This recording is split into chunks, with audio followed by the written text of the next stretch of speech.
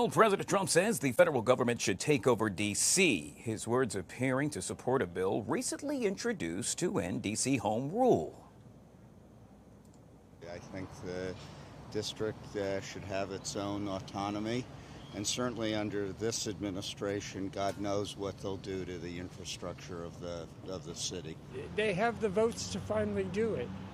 I don't know what it would take. I mean, I think they want it. I think we all know D.C. State has been a big deal for a long time, and we should be in charge of our own government here in the city. There's a lot that happens locally. I work for a nonprofit here. There's a lot that D.C. organizations are doing that, the government shouldn't have a part in. And I think we should take over Washington, D.C., make it safe. People are getting killed, people are being hurt. You have a great police department there, but somehow they're not utilized properly. We got to take care of the homeless, but you can't have that in Washington, D.C. When they come over to see me, like Macron is coming and The president went on to say he gets along with the mayor, but doesn't think local leaders are doing a good job. Earlier this month, 2 Republican lawmakers introduced the Bowser Act, mocking Mayor Bowser. The bill would strip D.C. of its ability to govern itself under the 1973 Home Rule Act. D.C. Mayor Muriel Bowser responded on X, writing, "Washington, D.C. is a world-class city," sharing an 11-point fact sheet, noting D.C. has a AAA bonding and is growing faster in population than all 50 states. Well, your latest energy bill may have come with some sticker shock. Take a look at it recently. Fox 5 looked into what appears to be a sudden spike. PEMCO has had 2 rate increases for customers within the last year. Plus, in D.C., the National Weather Service says January was 3.3 degrees cooler than average.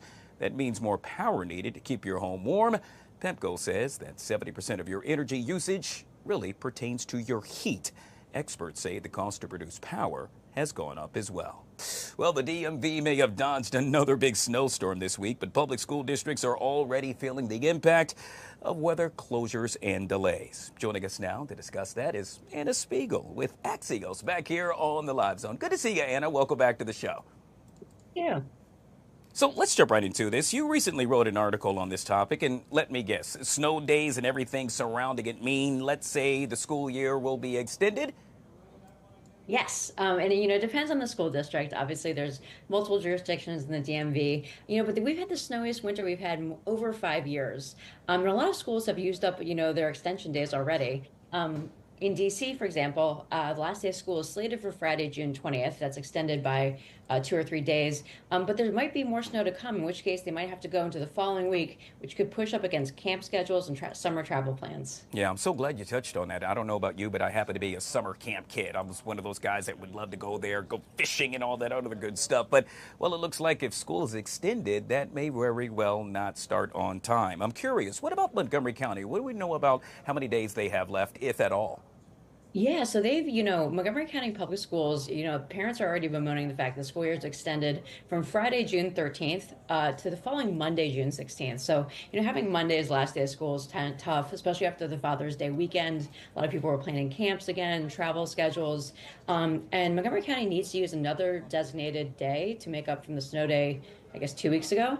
So they still have yet to announce when that's going to happen, but parents are eagerly awaiting that. Yeah, and we also know that a number of parents are saying, hey, you know what, before the school year ends, we hope to take the family on vacation. However, yet again, because of all these snow days that have already been utilized, that may very well not be the case. At least that's what was reported within your article. Yes. Absolutely, and I think there's other factors as well. For example, in Prince George's County, that water main break that closed about 30% of schools. So there's other factors going on as well as the weather.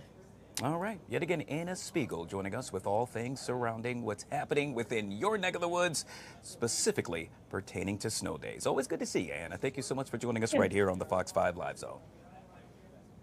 All right, guys, switching gears to politics, President Trump has escalated his criticism of Ukrainian President Zelensky, falsely calling him a dictator, as the Ukrainian leader accused Trump of being in a disinformation space. Meanwhile, Secretary of Defense Pete Hegseth could soon move to fire more than half a dozen generals and, well, flag officers as well.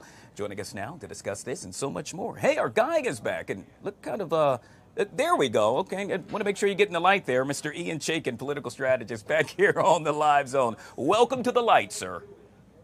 Thank you, Guy. Good to see you. Let's start off with the breaking news. Just minutes ago, we understand that Senator Mitch McConnell will no longer seek re-election as he is once again the longest standing senator in history. Your thoughts on that? Look, Mitch McConnell has been a prominent part of politics, of American politics, and setting American history. But as the saying goes, all good things come to an end, and I think he's making the right decision. I'm sure you recall the pause incidents that he's had in the past. I don't want to speculate or comment about his health or his aging process, but I think he's making the right decision by stepping aside and letting somebody else come in. We should make mention that today happens to be his 83rd birthday. And so with that, we'll say happy birthday yet again to Mr. Mitch McConnell. Let's move on to one of the obvious topics that a lot of folks are talking about. In this case, it's word that Hegseth will, in essence, purge the department of senior leaders that were aligned with longtime President Biden. Is this the right thing to do? Well, I mean, using the word purge, I mean, it gives it such a negative connotation, right? Every administration has the right and actually the obligation to its mandate to have leaders in place that align with their views. In this case, all Hegseth is doing is removing people that don't align with this administration, the mandate that they were given, their objectives and their views. So I don't think that it's the wrong thing to do. Obviously, you don't want to get rid of well-seasoned, knowledgeable, experienced generals without having adequate replacement. But if you're replacing people that don't align with your objective and the mandate of the American people, then it's the right move. Hey, Ian, it's no secret. It is tax time, meaning that, well, I don't know about you, but I got to get my act together to make sure I get it done just in time. With that being said, we now know that the Internal Revenue Service is expected to fire some, count them, 6,000 workers as early as today. Yet again, it's the middle of the tax season. Are these purges really causing unrest?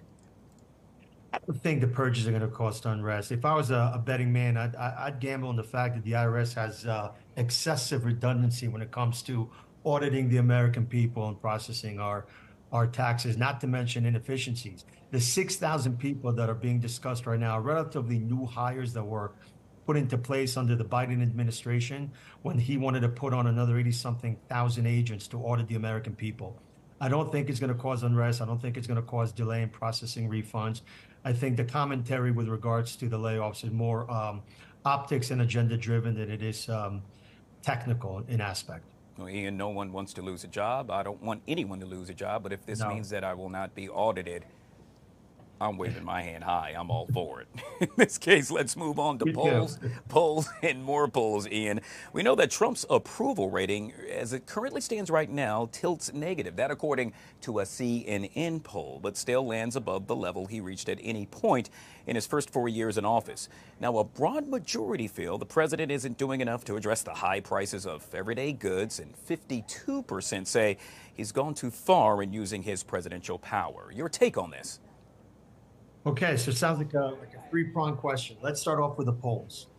I don't think we can rely on the polls. Look, granted, the polls are not the best for him right now compared to other presidents' 100-day polling, and he is doing better than his first term. However, if we relied on polls and they were accurate, Kamala Harris would be in office right now and not President Trump. I understand the people's concern about the cost of daily goods, and I empathize with that, and I suffer from that too. The cost of eggs and milk and your common goods has skyrocketed. However, it hasn't skyrocketed overnight. And addressing that problem and bringing down those prices is going to take more than 100 days. It's going to take the implementation of financial policies that will ultimately lead to that down the line. If the American people listen to his political run, his presidential run, and thought that there's going to be a price adjustment on day 1 or day 100, then they were sorely mistaken. It's going to be a while for that to happen, if it even happens. I'm not so optimistic that it will, but I hope it does. Look, we have the discussion about the tariffs on lumber that he's contemplating doing. Do I believe in tariffs? Yes, I think tariffs could be a shield and a sword. But putting 25% tariffs on lumber is going to cause potentially a housing crisis in the country, worse than what we have to date. So with regards to goods, I think they'll come down. I just think it's going to be a while, and I don't think it's going to be as significant of a reduction as people hope for. What about the power aspect? I'm sorry, go ahead. No, the power aspect. A lot of Americans are saying that the president, in essence, is extending his power far too much right now. Well, I think a president has to extend his power as far as possible. If we're talking about extending his power globally, we should support that every day, all day long, because strength is deterrence. Now, if we're talking about expanding his power domestically, I don't think he's doing that. What I think he's doing is something that the Biden administration failed to do over the term of his presidency, which is implement the powers of the presidency to the fullest power. And I think he's doing that specifically to abide by the mandate of the American people. And I don't think that's anything to be afraid of. I think it's something to welcome as long as it's proper, well thought, analyzed, and pro-American moves.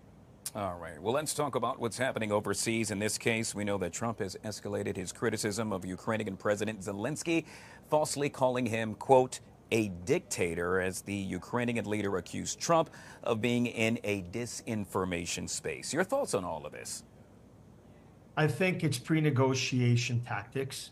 I think he knows well that Zelensky is not a dictator. I don't think a single political or world leader would agree with that. Does Ukraine have certain dictator-like policies? Yes, they do. But I don't think anybody would call Zelensky a dictator because the country's under martial law while it's in war with Russia.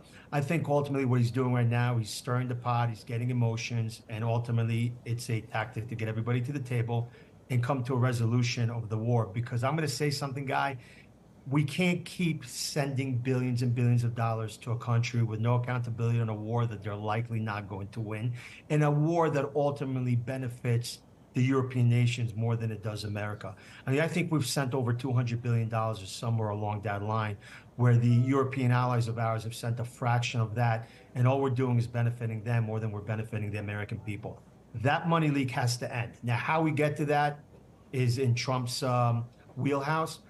Should he be calling Zelensky a dictator? Probably not, but it's not the first time that Trump's methods are to stir the pot, get emotions going, and then ultimately come to a good resolution. Yeah, I would say it's all about that whole phrase, can't we all get along? Speaking of that phrase, we know that's exactly what the president hopes to do with a number of Democrats.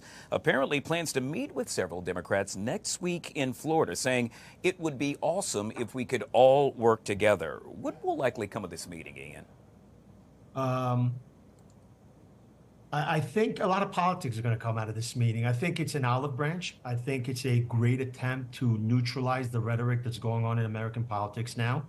I think it's a great opportunity for him to have face-to-face time with some of his enemies or protractors to articulate off camera to them exactly what the plan is, how they are going to achieve it, and try to garnish some allies from that meeting. Ultimately, what I think is going to happen, the meeting is going to be just your usual politics stunt show where they're going to pretend to be trying to do something, and then they'll blame each other after the meeting. All right, something we will have to very well wait and see if that unfolds. Yet again, we have been speaking with Mr. Ian Chaikin, political strategist back here on the LiveZone. Always good to see you, sir. Make it a great day. Good to see you, Guy. Have a good one.